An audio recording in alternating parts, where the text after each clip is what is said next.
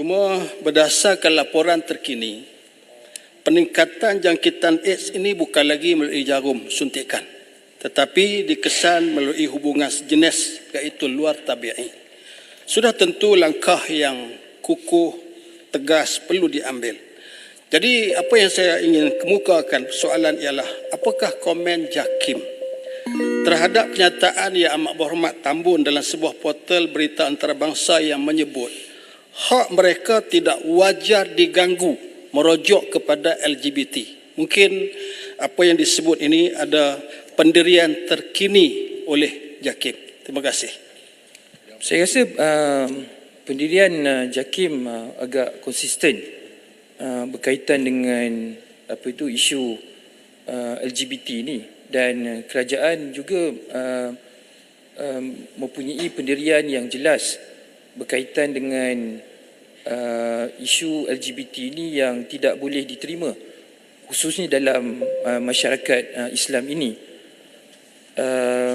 Seperti mana yang telah saya sebut sebentar tadi, dalam konteks yang sama dan apa yang telah disebut oleh Yang Berhormat Tambun ialah dalam konteks mengiktiraf, sebab golongan ini mempunyai hak asasi tertentu di bawah perlembagaan, sebagai contoh hak pendidikan dan sebagainya.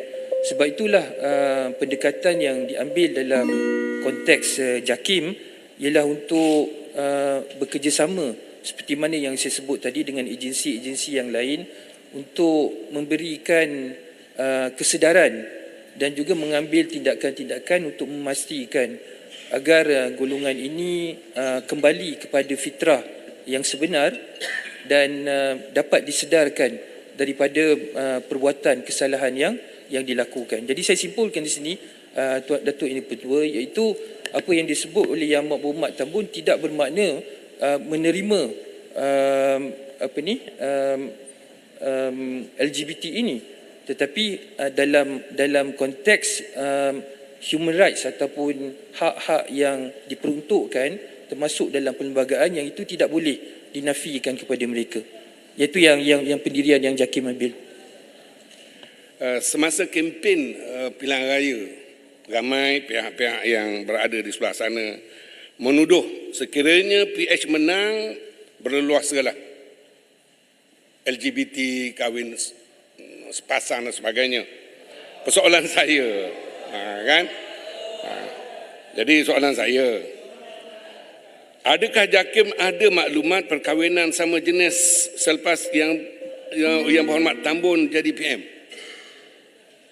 Berapa pasangan yang melibatkan lelaki dan pasangan yang melibatkan perempuan? Apakah pasangan berdaftar ini dari golongan Melayu? Berapa bilangan dia? Dan apakah tindakan kesedaran dan penguatkuasaan telah diambil untuk membenteras gejala LGBT? Sekian, terima kasih. Yang Berhormat Menteri. Terima kasih Tuan Yang Pertua, terima kasih Yang Berhormat Sri Gading. Daripada sudut perundangan, khususnya akta ataupun enactment Undang-Undang Keluarga Islam, jelas Datuk Yang Pertua, undang-undang yang sedia ada tidak mengiktiraf perkahwinan hanya di antara lelaki dan juga wanita. Dengan lain perkataan, mana-mana pihak yang terlibat dalam akad nikah, termasuklah pendaftar dan sebagainya, bila nak membenarkan sesuatu pernikahan, akta enactment Undang-Undang Keluarga Islam itu perlu dilaksanakan. Jadi dalam konteks tersebut, menjawab apa yang Sri Gading sebut tadi, dalam rekod JAKIM dan Jabatan Agama Islam Negeri-Negeri tidak ada satu pun perkahwinan yang melibatkan sama jenis yang didaftarkan. Yang itu memang jelas. Hatta kalau katakan perkahwinan itu dilangsungkan juga, dan apabila pihak-pihak ni ingin berhasrat untuk mendaftarkan, ini tidak mustahil sebab undang-undang memang tidak membenarkan. Berbeza dengan kalau katakan perkahwinan itu dilangsungkan melibatkan pihak yang lelaki dan juga perempuan, berkahwin di Thailand contohnya, kemudian datang kembali ke negara untuk mendaftarkan pernikahan tersebut. Selama mana perkahwinan tersebut sah mengikut hukum syarak, iaitu antara lelaki dan juga perempuan, maka perkahwinan itu boleh didaftarkan.